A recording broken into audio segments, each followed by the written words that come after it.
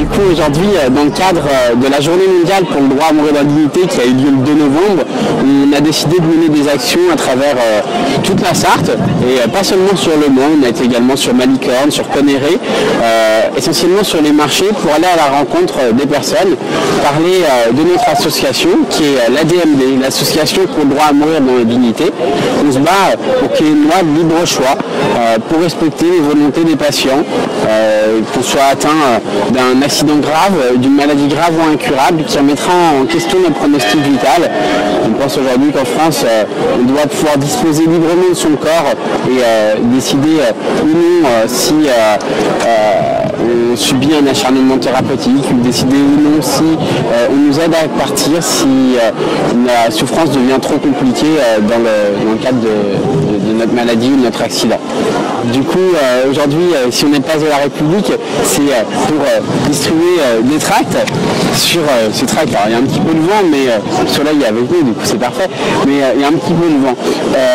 On explique qu'il y a aujourd'hui 93% des Français qui sont favorables à une loi libre choix. Ça ne veut pas dire que 93% des Français sont favorables à l'euthanasie. On est favorable à respecter la volonté de tout le monde. Aujourd'hui, en France, on est dans une situation où c'est aujourd'hui qu'il peut y avoir beaucoup de dérapage en fait en question de la fin de vie s'il n'y a pas de cadre juridique strict. On pense qu'il faut pouvoir passer à la fois par les directives anticipées qui existent aujourd'hui dans le cadre de la loi, qui sont ce document qui nous permettent de désigner jusqu'à 3 personnes de confiance sur lesquelles on va pouvoir renseigner du coup nos volontés si jamais il nous arrive quelque chose. Moi pour ma part, j'ai 28 ans, je suis en pleine santé, enfin j'espère et je le crois, mais j'ai rédigé mes directives anticipées pour si un jour il m'arrive quelque chose, du coup mes personnes de confiance sont mes parents et ma grande sœur. C'est-à-dire qu'ils vont être mes porte-parole si jamais, je ne sais pas, mais si jamais il m'arrive un accident de la route et que l'équipe médicale a à intervenir sur moi, ma grande sœur pourra communiquer à l'équipe médicale ce document, il est renseigné si je souhaite ou non continuer les soins et les traitements, si je souhaite ou non bénéficier d'une sédation profonde et continue, si la loi le permettrait, si je souhaiterais bénéficier d'une aide active à mourir. Plusieurs éléments comme ça, également d'autres éléments qui pourraient m'être personnels que je pourrais rajouter. Ça, c'est ce qui existe aujourd'hui dans le cadre de la loi. La seule condition pour rédiger ce document, c'est d'être majeur et en pleine possession de toutes nos facultés morales et intellectuelles. Voilà, c'est vrai que je suis assez jeune, que ça interpelle des fois quand on parle du sujet, mais au contraire, je suis convaincu que c'est pas une question d'âge. On peut avoir 18 ans, ma petite sœur a 20 ans par exemple, elle est adhérente à la DMD. Il y a des personnes aujourd'hui qui ont plus de 100 ans qui sont adhérentes à la DMD en Sarthe. Et vraiment, nous ce qu'on pense, c'est qu'il n'est pas question d'âge, c'est que ça concerne tout le monde. Tout le monde va mourir un jour. On pense que c'est un tabou qu'il faut casser, c'est qu'on n'a jamais autant parlé de la fin de vie qu'on en parle depuis maintenant 2 ans avec l'épidémie qu'on connaît, qui traverse notre pays. On n'a jamais vu à quel point, à un point aussi intense, comment on meurt mal en France dans les EHPAD. Aujourd'hui, je pense qu'il est temps qu'on voit depuis déjà une vingtaine de minutes, on distribue des tracts, on le fait régulièrement tout au long de l'année. On le voit en discutant avec tout le monde. C'est pas des sondages IFOP uniquement qui disent que 93% des Français sont favorables à la fin de vie. C'est pas uniquement un sondage qui a été révélé par le journal La Croix, qui n'est pas forcément le plus grand ami de la DMD, mais du coup c'est vraiment l'opinion publique quand on le rencontre, on voit que les gens sont prêts. Dans le corps médical, on pense également que c'est aussi protéger les médecins, de pouvoir avoir un cadre juridique strict, parce qu'aujourd'hui l'euthanasie elle est appliquée dans certains cas en France. On ne sait pas forcément si c'est la volonté du médecin, si c'est un échange entre le médecin et le patient, si c'est le médecin qui a discuté avec la famille. Le fait d'avoir une loi, ça protégera à la fois le médecin avec un cadre qui sera strict et encadré, ça protégera le patient également avec la garantie qu'on respecte ses volontés, parce qu'aujourd'hui, les peu de choses qui nous donnent accès, les éléments auxquels on a accès grâce aux directives anticipées, elles sont respectées. Ce qui manque, c'est du coup cette aide active à mourir, comme chez nos voisins suisses et belges. On voit également l'Italie, l'Espagne il y a quelques mois du coup qui a accepté, qui a légiféré sur le droit à mourir dans la dignité, l'Italie qui est en phase de le faire. comment en France on peut être autant en retard. C'est la suite logique, notamment moi personnellement dans mon engagement, c'est la suite logique au mariage pour tous. C'est de pouvoir disposer librement de notre corps du début à la fin de sa vie. On n'impose absolument rien à personne, c'est vraiment apporter un droit nouveau à tout le monde. Aujourd'hui, un proche ne peut pas s'opposer à l'euthanasie de quelqu'un. C'est-à-dire que si jamais on souhaite, alors déjà aujourd'hui en France on ne peut pas légalement avoir une aide active à mourir, mais si jamais quelqu'un souhaiterait par exemple aller à l'étranger, je pense à une de nos adhérentes qui est en train de préparer son voyage en Suisse, qui est réfléchi depuis aujourd'hui plusieurs dizaines d'années, qui est atteinte d'une maladie qui s'appelle la polyarthrite rhumatoïde. C'est un petit peu comme la maladie de Charcot. On avait entendu parler d'Albert il y a 3 ans maintenant. C'est tous les os et les muscles qui se paralysent au fur et à mesure du temps. À chaque fois que j'ai cette personne au téléphone, il me dit écoute Rémi, aujourd'hui j'ai perdu l'usage de ce doigt-là. Aujourd'hui je ne peux plus placer mon bras à tel endroit de mon corps. Et en fait, au fur et à mesure du temps, son corps est en train de perdre en activité avec énormément de souffrance. Et cette personne qui est en train de préparer son voyage à l'étranger, sa famille ne peut normalement pas s'opposer à l'euthanasie si elle souhaiterait s'y opposer. Elle peut l'accompagner, mais souvent on est souvent seul et isolé, malheureusement, quand on se retrouve dans ces situations-là. On n'a pas toujours tous la chance de pouvoir en parler facilement, librement autour de nous. Moi, je réalise la chance que j'ai de pouvoir en parler très facilement avec mes parents et avec ma famille, mais c'est pas une chance qu'on a tous. Ce qu'il faut aujourd'hui, c'est vraiment respecter la volonté de tout le monde et rédiger ces directives anticipées, c'est déjà la garantie que, en attendant qu'elle loi passe, parce que je suis convaincu qu'on n'a jamais été aussi proche d'un changement de loi. Je suis convaincu qu'aujourd'hui, on se retrouve avec la majorité des parlementaires à l'Assemblée nationale.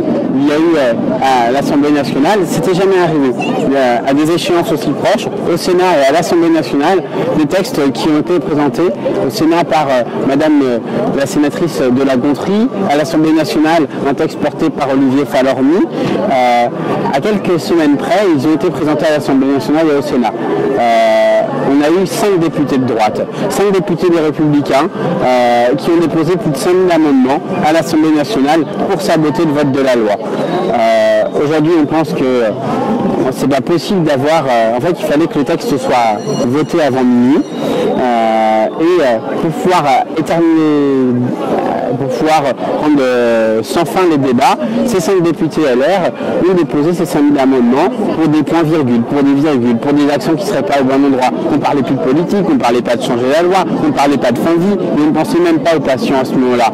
Aujourd'hui, le seul but de ces personnes-là, c'était les mêmes que ceux qui s'opposent à l'avortement, qui s'opposent à l'IVG, qui se opposent aux droits des femmes. C'est ces ennemis de la démocratie et des droits humains qui ont saboté la loi et qui ont saboté le passage de la loi. Et aujourd'hui, ce qu'il faut, c'est que le président de la République et le gouvernement profitent du fait, je pense, qu'on arrive à quelques mois des élections présidentielles, qui saisissent de sujets qui concernent 100% des Français et sur lesquels on arrive à avoir une unanimité dont on a tant besoin en France de pouvoir mettre les gens d'accord pour pouvoir passer ce texte de loi. On voit que c'est aussi un des enjeux principaux qu'on souhaite pour la campagne présidentielle. L'Église est contre? L'Église n'est pas forcément contre. Aujourd'hui, oui, les instances religieuses, évidemment, qu'il y a de la réticence sur la question. Mais on se retrouve aussi avec, par exemple, je pense, on voit parmi nous environ 500 adhérents en Sarthe, nos 75 000 adhérents sur tout le territoire. Il y a des personnes de confession catholique, de confession juive, de confession musulmane. Pour ce qui est de l'Église catholique, c'est qu'en France, on est dans un pays laïque. De consulter autant les instances religieuses, les pouvoirs religieux, mais il y a un moment, on est dans un pays laïque. Évidemment que c'est pas la religion de choisir comment on dispose librement de notre corps. Et les personnes, je le répète, qui encore une fois souhaiteraient souhaiteraient que le dispositif qui existe aujourd'hui dans le cadre de la loi continue et perdure pour eux, c'est une question de libre choix. C'est-à-dire que quelqu'un qui souhaiterait, c'est aussi protéger les personnes qui souhaiteraient ne pas avoir d'aide active à mourir. Parce que quelqu'un qui arrive à l'hôpital, comme je disais tout à l'heure, qui est gravement malade, en fait, si le médecin décide tout seul dans son coin d'aller aider la personne personne sans discuter avec, abréger ses souffrances, ça existe aussi aujourd'hui en France. Et on n'a pas forcément consulté le patient. Aujourd'hui, ce qu'on veut, c'est qu'on consulte la personne et qu'on prenne vraiment en compte l'avis du patient. Donc quelqu'un qui est en fin de vie, qui veut partir, est obligé d'aller à l'étranger. Alors aujourd'hui, si on veut partir légalement en France avec une aide active à mourir, les solutions qui se portent à ces personnes-là, c'est de partir en Suisse et en Belgique. En Belgique, je parle un petit peu vite en le disant parce qu'aujourd'hui, essayez tout à l'heure, après avoir regardé du coup cette vidéo, de prendre votre téléphone, de téléphoner à n'importe quel médecin belge avec une ligne française, on ne vous répondra pas au téléphone. Parce qu'ils sont submergés par les demandes, ils reçoivent beaucoup d'appels de la part de Français leur demandant de pouvoir bénéficier du coup de ces dispositifs. Et le plus aberrant dans tout ça, c'est qu'aujourd'hui, en plus de ça, la sécurité sociale aujourd'hui en France finance des euthanasies en Belgique. C'est-à-dire que pour les départements limitrophes à la frontière franco-belge, on a le droit, avec la pénurie de médecins qu'on connaît en France, on a le droit d'avoir un médecin traitant en Belgique. Il y a un monde d'hypocrisie quand même. Mais tout à fait, c'est une hypocrisie immense parce que ça coûte extrêmement cher. Parce qu'aujourd'hui, si moi je vais partir en Belgique, il faut que je paye environ 6 000 € minimum. Si je vais partir en Suisse, que comme je le disais en Belgique c'est pas possible, il faut payer 6 000 € minimum pour partir, parce qu'il faut passer par les associations, il faut payer le déplacement, il faut que je sois accompagné, prendre en charge les frais de la personne qui m'accompagne. Si on souhaite être enterré en France sur notre lieu d'habitation, ça coûte extrêmement cher de rapatrier un corps également à l'étranger en passant par une douane. C'est plein de choses comme ça. Partir de chez soi une dernière fois, en fermant la porte de chez soi une dernière fois, on ne parle plus de dignité à ce moment-là. On a l'impression que l'argent est derrière tout cela. Je pense que l'argent est une grande partie avec tout ça, mais qu'au-delà de tout ça, je pense que c'est un manque de courage politique. On a eu au Mans cette semaine François Hollande qui est venu. On a hier François Hollande qui est venu au Mans. On a notre maire du Mans qui a été également porte-parole du gouvernement. À chaque fois que j'ai l'occasion de discuter avec le maire du Mans, il découvre le sujet. François Hollande, pourtant, un de ses engagements, au même titre que le mariage pour tous pendant la campagne présidentielle, était le droit à mourir dans la dignité. Alors aujourd'hui, qu'il y ait des promesses électorales, c'est une chose. Nous, on veut faire en sorte que ce soit le grand enjeu de cette campagne présidentielle. On veut que ce soit le sujet principal qui concerne du coup tous les Français sur cette campagne présidentielle. Mais on ne veut pas simplement des promesses de campagne. Il y a un moment, il faut du courage politique et il faut arrêter. Je suis convaincu, je vais faire vite, mais je suis convaincu qu'une des principales craintes, c'est qu'on a vu ce que c'était d'avoir la religion catholique dans la rue. On a vu ce que c'était d'avoir l'extrême droite dans la rue. Et la meilleure réponse à apporter à ces candidats du repli sur soi, je pense à l'extrême droite, je pense à ces nouveaux candidats qui arrivent un petit peu partout, notamment de la presse, sont cités, ces ennemis de la République et des droits humains. En fait, c'est pour s'opposer à ces personnes-là, mais il y a un moment où il faut rassembler les Français autour de quelque chose qui nous concerne tous. Je pense que le fait de disposer de notre corps, ça dépasse la question d'être de gauche ou de droite, mais voilà.